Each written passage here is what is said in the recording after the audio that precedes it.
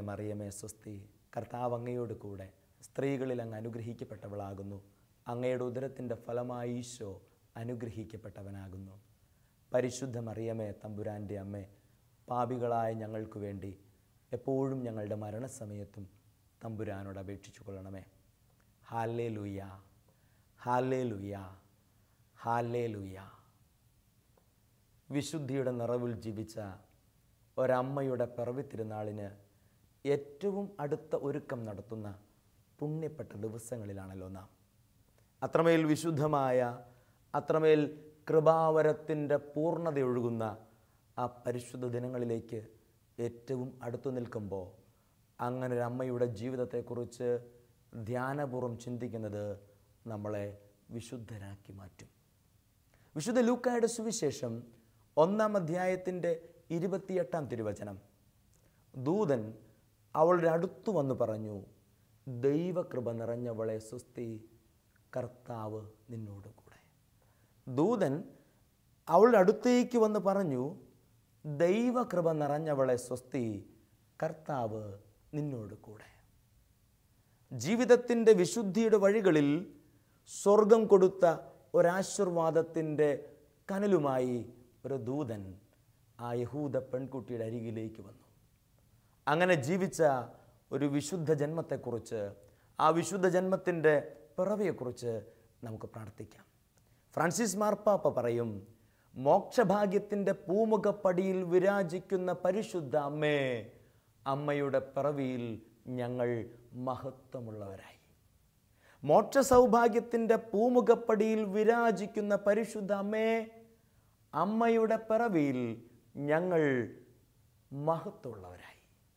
Hallelujah, hallelujah. ദൈവകൃപ നിറഞ്ഞവളെ സ്വസ്തി, കർത്താവ് നിന്നോടുകൂടെ. അതായത് ഈ ലോകത്തിലെ ഒരു വലിയ ഭാഗം ജനങ്ങളും സമ്പത്ത് കൊണ്ട് നിറയാൻ ആഗ്രഹിച്ച് രാപകൽ അധ്വാനിക്കുമ്പോൾ, ഈ ലോകത്തിലെ ഒരു നല്ല ഭാഗം ജനങ്ങളും ലോകത്തിൻ്റെ വിജ്ഞാനം കൊണ്ട് നിറയാൻ കൊതിച്ച് രാപകൽ അധ്വാനിക്കുമ്പോൾ, ഈ ലോകത്തിലെ ഒരു നല്ല ഭാഗം ജനങ്ങളും ആസക്തി കൊണ്ട് നിറഞ്ഞ് പാപ വഴികൾ താണ്ടി തിന്മയുടെ ലോകത്ത് വിരാജിക്കാൻ കൊതിക്കുമ്പോഴും, അതിനൊക്കെ അപ്പുറത്ത് വിശുദ്ധി കൊണ്ട് നിറയാൻ ചരിത്രത്തിൻ്റെ പിന്നാമ്പുറങ്ങളിൽ ഒരമ്മ ദൈവകൃപ കാത്തിരുന്നു. ദൂതൻ അവളുടെ അടുത്തേക്ക് വന്ന് പറഞ്ഞു, ദൈവകൃപ നിറഞ്ഞവളെ സ്വസ്തി, കർത്താവ് നിന്നോടുകൂടെ. എന്താണ് ദൈവകൃപ നിറഞ്ഞ ഒരു മകളുടെ ജീവിതത്തിൻ്റെ അടിസ്ഥാനപരമായ സവിശേഷത?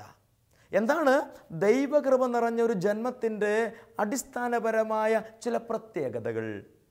അവളുടെ മുഖത്ത് ഒരു തെളിച്ചമുണ്ടായിരുന്നു, അവളുടെ ദൃഷ്ടികളിൽ ഒരു മിഴിവുണ്ടായിരുന്നു, അവളുടെ വദനങ്ങളിൽ ഒരു പ്രസാദമുണ്ടായിരുന്നു, അവളുടെ നടപ്പിൽ, ചലനത്തിൽ ഒരു ദൈവിക തിടുക്കമുണ്ടായിരുന്നു. ഗലാത്യ ലേഖനം 5-ാം അധ്യായത്തിൻ്റെ 22-ാം തിരുവചനത്തിൽ വിശുദ്ധ പൗലൂസിലൂടെ ദൈവാത്മാവിൻ്റെ ഫലങ്ങളെക്കുറിച്ച് സൂചിപ്പിക്കുന്നുണ്ട്.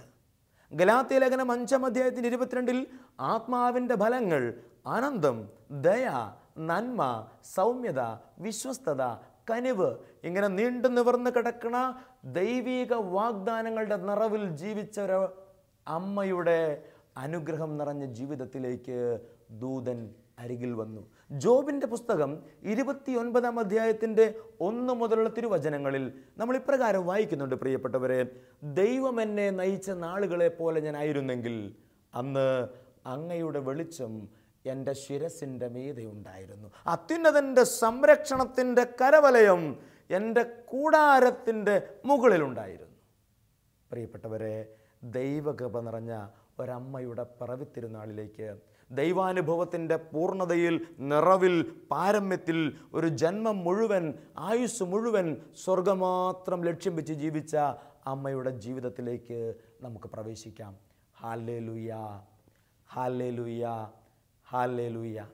അതായത് പരിശുദ്ധ അമ്മയുടെ ജീവിതം പഠിച്ചാൽ നമുക്ക് മനസ്സിലാകുന്ന ഒരു സത്യമുണ്ട്, പ്രിയപ്പെട്ടവരെ. പരിശുദ്ധ അമ്മയുടെ ജീവിതം ഒരു ഓട്ടപ്രദക്ഷിണമായിരുന്നു. കുഞ്ഞുനാളിൽ 3-ാമത്തെ വയസ്സിൽ ജെറുസലേം ദേവാലയത്തിൽ കൊണ്ടുപോയി കാഴ്ചവെക്കുമ്പോൾ പ്രിയപ്പെട്ട മാതാപിതാക്കളുടെ കരങ്ങളിൽ നിന്ന് വിടുവിച്ച് ജെറുസലേം ദേവാലയത്തിൻ്റെ പടികൾ ഓടിക്കയറുന്ന പരിശുദ്ധ അമ്മയുടെ സമർപ്പണ ബുദ്ധിയെക്കുറിച്ച് ആത്മീയ ഗ്രന്ഥങ്ങളിൽ ഞാൻ വായിച്ചിട്ടുണ്ട്. തൻ്റെ പ്രിയപ്പെട്ട മകന് ജന്മം കൊടുത്തൊടുവിൽ പിള്ളക്കച്ച കൊണ്ട് പൊതിഞ്ഞ തൻ്റെ പ്രിയപ്പെട്ട മകനെ കരങ്ങളിലേക്ക് ചേർത്ത് പിടിച്ച് ഈജിപ്തിൻ്റെ കഥന വഴികളിലേക്ക് പലായനം ചെയ്യുന്ന ഒരമ്മയെക്കുറിച്ച് വിശുദ്ധ മത്തായിയുടെ സുവിശേഷത്തിൽ നമ്മൾ വായിക്കുന്നുണ്ട്.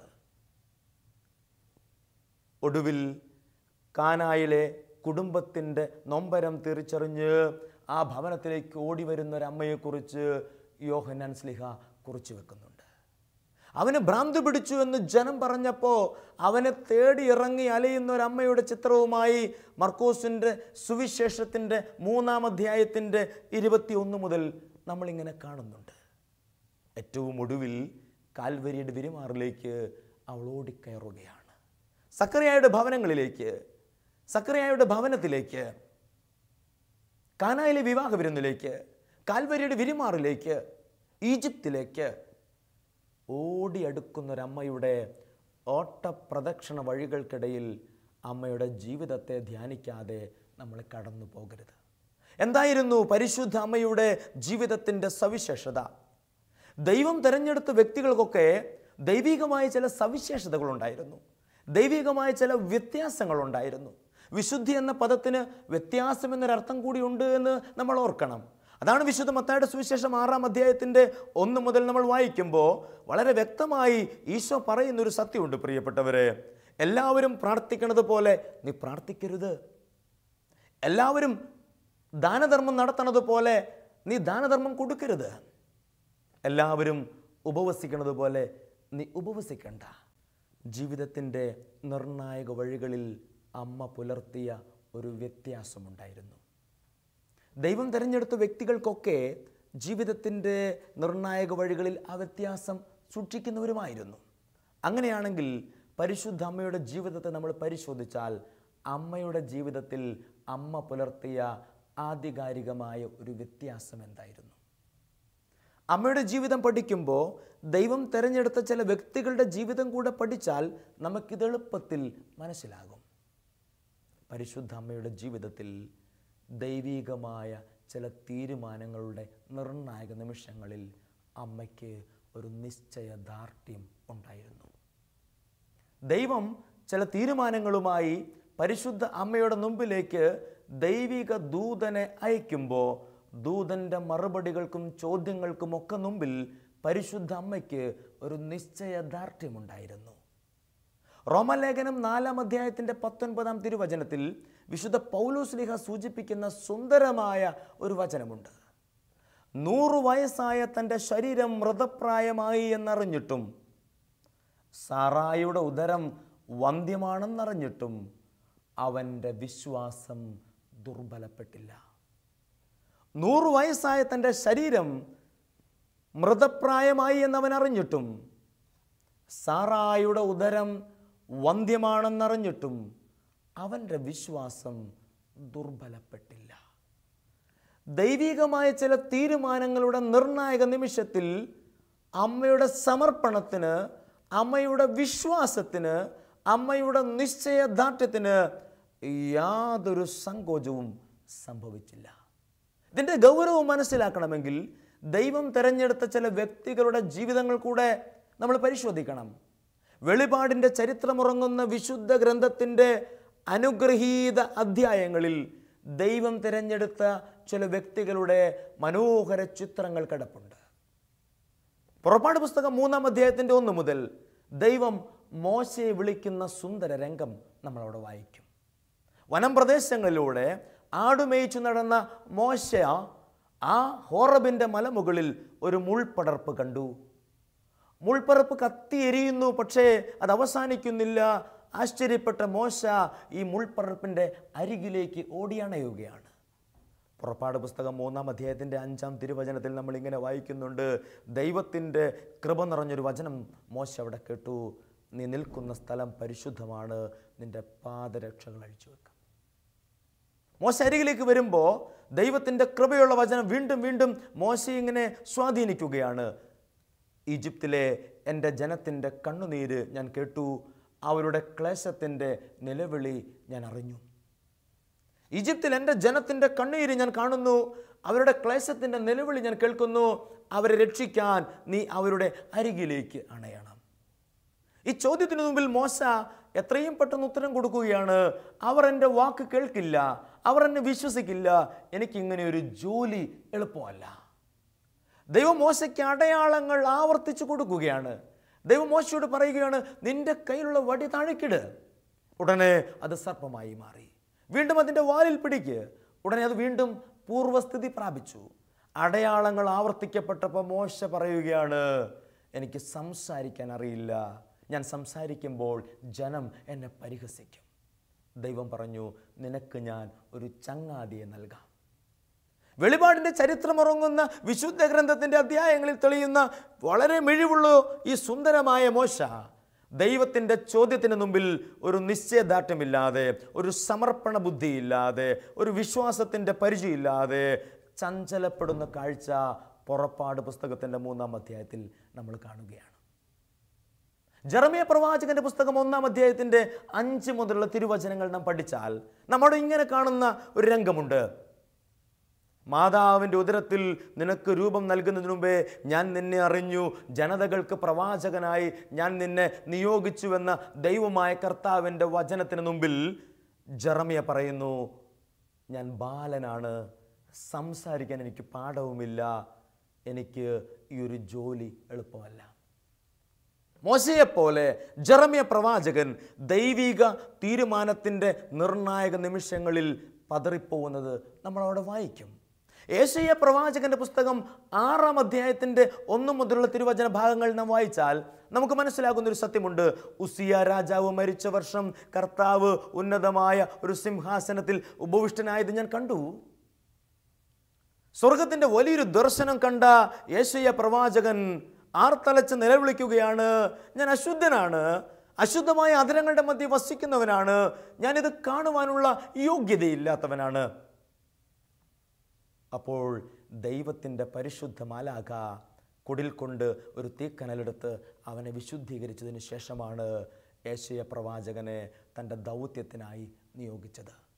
വിശുദ്ധ ലൂക്കായുടെ സുവിശേഷം 1-ാം അധ്യായത്തിൻ്റെ 18-ാം തിരുവചനം, സക്കറിയ പുരോഹിതൻ, ദൈവിക വെളിപാടുകൾ പഠിച്ചവൻ, ദൈവവചനത്തെ ഉപാസിച്ചവൻ, എങ്കിലും ജീവിതത്തിൻ്റെ നിർണായക വഴികളിൽ ഒരു ദൈവിക തീരുമാനത്തിന് ദൈവത്തിൻ്റെ ദൂതൻ അവൻ്റെ മുമ്പിൽ നിൽക്കുമ്പോൾ സക്കറിയ സംശയം കൊണ്ട് ചഞ്ചലചിത്തനാവുകയാണ്. ഞാൻ പറഞ്ഞത്, ദൈവം തിരഞ്ഞെടുത്ത പല വ്യക്തികളും ജീവിതത്തിൻ്റെ നിർണായക നിമിഷങ്ങളിൽ അടിപതറി ചോദ്യങ്ങൾ ആവർത്തിച്ച് നിൽക്കുമ്പോൾ ദൈവകൃപയുടെ കേദാരമായി വിശുദ്ധിയുടെ അഭിഷേകം കൊണ്ട് നിറഞ്ഞ ഒരു യഹൂദ പെൺകുട്ടി ദൈവദൂതൻ്റെ ചോദ്യത്തിന് കൊടുക്കുന്നൊരു മറുപടിയുണ്ട്, ഇതാ കർത്താവിൻ്റെ ദാസി. Hallelujah, hallelujah. പ്രിയപ്പെട്ടവരെ, ദൈവിക തീരുമാനത്തിൻ്റെ നിർണായക നിമിഷങ്ങൾക്ക് മുമ്പിൽ ഇങ്ങനൊരു നിശ്ചയദാർഢ്യമെടുക്കുവാൻ പരിശുദ്ധ അമ്മയ്ക്ക് കിട്ടിയ ആർജവത്വമാണ് പരിശുദ്ധ അമ്മയുടെ ജീവിതത്തിൻ്റെ 1-ാമത്തെ സവിശേഷത. എൻ്റെ പൗരോഹിത്യ ജീവിതത്തിൻ്റെ ചില വഴികളിൽ ഇതുപോലെ നിശ്ചയദാർഢ്യമുള്ള ചില വ്യക്തികളെ കണ്ടുമുട്ടിയത് പരിശുദ്ധ അമ്മയെക്കുറിച്ച് കൂടുതൽ പഠിക്കാൻ എന്നെ പ്രചോദിപ്പിച്ചിട്ടുമുണ്ട്. ഞാൻ ഓർക്കുന്നു, ഒരമ്മച്ചി, ആ അമ്മച്ചിയുടെ പ്രിയപ്പെട്ട ഭർത്താവ് 13 കൊല്ലമായി കട്ടിലിൽ നിശ്ചലനായി തളർന്നു കിടക്കുകയാണ്. 2 വർഷങ്ങൾക്ക് മുമ്പ് ഈ അമ്മയുടെ ഏക മകൻ അപകടത്തിൽപ്പെട്ട് നെഞ്ചിന് കീഴ്പോട്ട് തളർന്നു കിടക്കുകയാണ്. എല്ലാ ദിവസവും ദേവാലയത്തിൽ പോയി പരിശുദ്ധ കുർബാന സ്വീകരിച്ച് ഒരു കുടുംബത്തെ ഏറ്റവും കൃപയിൽ വളർത്തിക്കൊണ്ടുവന്ന ഈ സ്ത്രീ ഇങ്ങനെ ഒരു പ്രതികൂലമായ വിധിയുടെ മുമ്പിൽ തളർന്നു പോയില്ല. രാവിലെ ദേവാലയത്തിൽ പോകാൻ പ്രയാസമായി. പക്ഷേ ഈ അമ്മ ചെയ്ത ഒരു പുണ്യമുണ്ട് പ്രിയപ്പെട്ടവരെ. പ്രഭാതത്തിൽ പരിശുദ്ധ കുർബാനയുടെ അനുഗ്രഹത്തിൻ്റെ മണിക്കൂറിൽ പുരോഹിതൻ കരങ്ങളിൽ കാസയും പീലാസയും എടുത്ത് ഇതെൻ്റെ ശരീരം, ഇതെൻ്റെ രക്തമെന്ന് ഉച്ചരിക്കുന്ന സമയത്ത് ഈ 2 പേരും കിടക്കുന്ന കട്ടിലിൻ്റെ നടുവിൽ വന്നു നിന്ന് ഈ അമ്മ ഇരുന്ന് കരയും, ഇതെൻ്റെ ശരീരം, ഇതെൻ്റെ രക്തം, ദൈവമേ ഈ 2 മക്കളെ സ്വർഗത്തിലേക്ക് നീ കൈപിടിച്ചുയർത്തണേ. ദൈവിക തീരുമാനങ്ങളുടെ ചില നിർണായക നിമിഷങ്ങളിൽ ഒരു നിശ്ചയദാർഢ്യമുണ്ടെങ്കിൽ എൻ്റെ പ്രിയപ്പെട്ടവരെ, ഞാനും നിങ്ങളുമൊക്കെ പരിശുദ്ധ അമ്മയെപ്പോലെ അനുഗ്രഹത്തിൻ്റെ പിറവിയുടെ അവകാശികളായി മാറുകയില്ലേ? പരിശുദ്ധ അമ്മ അവളുടെ ജീവിതത്തിൻ്റെ അടിസ്ഥാനപരമായ രീതികളിൽ പുലർത്തിയ രണ്ടാമത്തെ സവിശേഷത, ദൈവികമായ പദ്ധതികൾ പൂർത്തിയാക്കുവാൻ അവൾ ഉള്ളിൽ അനുഭവിച്ച ഒരു ദാഹമുണ്ട്. ദൈവിക തീരുമാനങ്ങളും ദൈവിക പദ്ധതികളും പൂർത്തിയാക്കുവാൻ പരിശുദ്ധ അമ്മ അവളുടെ ജീവിതത്തിൽ മനസ്സുകൊണ്ടും ഹൃദയം കൊണ്ടും അനുഭവിച്ചു കൊണ്ടിരുന്ന ഒരു ദാഹം. മാലാഖ വന്നു പറഞ്ഞത് അവളുടെ സ്വപ്നങ്ങൾ കൂടി സ്വർഗത്തിന് സമ്മാനിക്കാനായിരുന്നു. സ്വപ്നങ്ങൾ കൂടി സമ്മാനിച്ചു കൊടുത്താൽ പിന്നെ അവൾക്ക് എന്തുണ്ട്? മാലാഖ വന്ന് പറഞ്ഞു, ഇവൻ അത്യുന്നതൻ്റെ പുത്രൻ എന്ന് വിളിക്കപ്പെടും. പക്ഷേ അത്യുന്നതൻ്റെ പുത്രൻ പിറക്കുന്നത് കാലിത്തൊഴുത്തിലാണ്. മാനുഷികമായി ചിന്തിച്ചാൽ അതെന്തൊരു വൈരുദ്ധ്യമാണ്! അത് മനസ്സിലാകാത്തവൻ്റെ നിസ്സഹായതയോടെ ആകാശങ്ങളിലേക്ക് നോക്കുമ്പോൾ വീണ്ടും അടുത്ത മാലാഖയുടെ ശബ്ദമാണ്, അത്യുന്നതങ്ങളിൽ ദൈവത്തിന് സ്തുതി, ഭൂമിയിൽ ദൈവകൃപ നിറഞ്ഞവർക്ക് സമാധാനം. അത്യുന്നതങ്ങളിൽ ദൈവത്തിന് സ്തുതി, ഭൂമിയിൽ ദൈവകൃപ നിറഞ്ഞവർക്ക് സമാധാനം. മാലാഖയുടെ വചനം കേട്ട് തൻ്റെ പ്രിയപ്പെട്ട മകൻ്റെ പൊന്നോമന മുഖത്തേക്ക് നോക്കുന്ന അമ്മയുടെ അരികിലേക്ക് യൗസേപ്പ് പിതാവ് എന്ന് പറയുകയാണ്, എഴുന്നേക്ക്, ഹെറോദ് വരുന്നു, ഉള്ള സമാധാനം കൂടെ കളയാൻ. ജീവിതത്തിൽ ഇങ്ങനെ വൈരുദ്ധ്യങ്ങളുടെ നിറവിൽ നിൽക്കുന്ന ഒരമ്മ ദൈവത്തിൻ്റെ പദ്ധതി പൂർത്തിയാക്കുവാൻ ദാഹിച്ചു എന്ന് പറഞ്ഞാൽ നമ്മളത് ധ്യാനിച്ച് കണ്ടെത്തണം പ്രിയപ്പെട്ടവരെ. നമുക്കത് വളരെ കൂടുതൽ മനസ്സിലാകുന്നത് വിശുദ്ധ ജോൺ പോൾ രണ്ടാമൻ മാർപ്പാപ്പയുടെ സഭയും വിശുദ്ധ കുർബാനയും എന്നുള്ള ചാക്രിക ലേഖനത്തിൽ പരിശുദ്ധ അമ്മയെക്കുറിച്ച് പറയുന്ന സുന്ദരമായ ചില ഖണ്ഡികകളിലാണ്.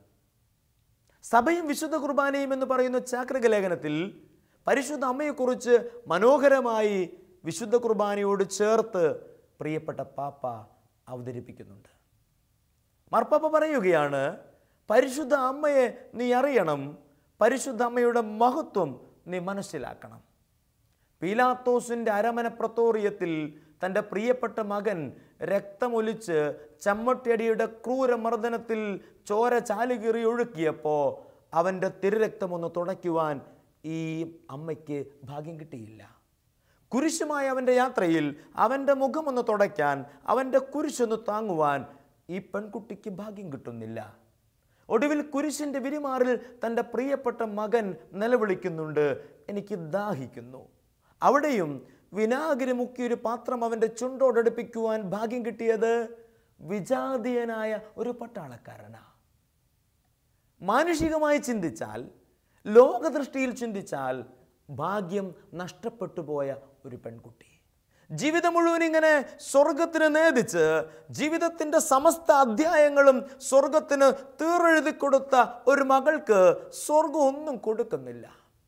ഒടുവിൽ കാൽവരിയുടെ നെറുകയിൽ തൻ്റെ പ്രിയപ്പെട്ട മകൻ മിഴികൾ പൂട്ടി മരണം വരിക്കുമ്പോൾ അമ്മയുടെ മനസ്സിലേക്ക് തെളിയുന്നത് പണ്ട് തൻ്റെ പ്രിയപ്പെട്ട മകൻ പറഞ്ഞൊരു വചനമാണ്, മനുഷ്യപുത്രന് തല ചായ്ക്കുവാൻ മണ്ണിലടവില്ല. സ്വന്തമായി ഒന്നുമില്ലാത്തവൻ കുരിശിൽ മരിക്കുമ്പോൾ അമ്മ പറയാതെ പറയുകയാണ്, മോനെ, പണ്ട് നീ പറഞ്ഞില്ലേ മനുഷ്യപുത്രന് തല ചായ്ക്കാൻ മണ്ണിലിടമില്ലെന്ന്, ഇതാ എൻ്റെ മടിത്തട്ടുണ്ട്. ദൈവിക തീരുമാനങ്ങൾ പൂർത്തിയാക്കാനുള്ളൊരു ദാഹം ഉള്ളിൽ പേറുന്നൊരു മകൾക്ക് പിന്നെ വെറുതെ ഇരിക്കാൻ പറ്റില്ല.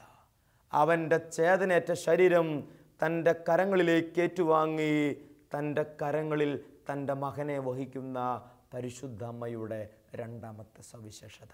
ഞാൻ പറഞ്ഞത് പ്രിയപ്പെട്ടവരെ, ദൈവാനുഗ്രഹങ്ങൾക്ക് മുമ്പിൽ നമുക്കൊരു നിശ്ചയദാർഢ്യം വേണം. ദൈവിക തീരുമാനങ്ങൾ പൂർത്തിയാക്കുവാൻ നമുക്കൊരു ദാഹം വേണം. ഞാൻ ഈ അടുത്ത നാളിൽ പരിചയപ്പെട്ട ഒരു ചെറുപ്പക്കാരൻ എന്നെ അതിശയിപ്പിച്ചു. ഒരു ദിവസം അവൻ 11 ജപമാലകൾ ഉച്ചരിച്ചു ചൊല്ലും. ഞാൻ ആ ചെറുപ്പക്കാരനോട് ചോദിച്ചു, ഇതെങ്ങനെ നിനക്ക് സാധിക്കുന്നു? അവൻ പറഞ്ഞു, ജോലി കഴിഞ്ഞ് 7 മണിയാകുമ്പോൾ ഞാൻ എൻ്റെ പ്രാർത്ഥനാ മുറിയിൽ കയറിയാൽ 10:30 മണി വരെ മുട്ടുകുത്തി ഞാൻ ജപമാല ചൊല്ലും. ഞാൻ അവനോട് കൂടുതൽ സംസാരിച്ചപ്പോൾ എനിക്കൊരു കാര്യം മനസ്സിലായി. 2ാമത്തെ വയസ്സിൽ അവൻ്റെ പ്രിയപ്പെട്ട പപ്പ അവനെ വിട്ടുപിരിഞ്ഞതാണ്. 3-ാമത്തെ വയസ്സിൽ അവൻ്റെ പ്രിയപ്പെട്ട മമ്മി മാനസിക രോഗിയായി മാറിയതാണ്. ഈ മാനസിക രോഗിയായ അമ്മയുടെ സകല നൊമ്പരങ്ങൾക്കും കൂടെ ഇരുന്ന് വളർന്നൊരു മകൻ സ്വന്തമായി അധ്വാനിച്ചൊരു ജോലി സമ്പാദിച്ച് ഒരു ഭവനം പണിതുകൊണ്ടിരിക്കുന്നതിൻ്റെ ഇടയിലാണ് ഞാൻ അവനെ പരിചയപ്പെട്ടത്. അവൻ എന്നോട് പറഞ്ഞതിൻ്റെ ചുരുക്കം എൻ്റെ മനസ്സിൽ കിടപ്പുണ്ട്. പ്രിയപ്പെട്ടവരെ, ദൈവികമായ ചില തീരുമാനങ്ങളുണ്ട് ഫാദർ. ദൈവികമായ തീരുമാനങ്ങൾ പൂർത്തിയാക്കുവാൻ എൻ്റെ ഉള്ളിൽ ഒരു ദാഹമുണ്ട്. ദൈവത്തിൻ്റെ തീരുമാനങ്ങൾക്ക് മുമ്പിൽ ഞാൻ പതറിപ്പോവുകയില്ല. എന്നെ കേട്ടുകൊണ്ടിരിക്കുന്ന എൻ്റെ പ്രിയപ്പെട്ടവരെ, നിലാവിൻ്റെ പരിശുദ്ധിയുള്ളൊരമ്മയുടെ അനുഗ്രഹം തുളുമ്പുന്ന പിറവി തിരുനാളിന് നമ്മൾ ഒരുങ്ങുമ്പോൾ നമുക്ക് 2 നിയോഗങ്ങളെ ഹൃദയത്തിലേക്ക് സ്വാംശീകരിക്കാം.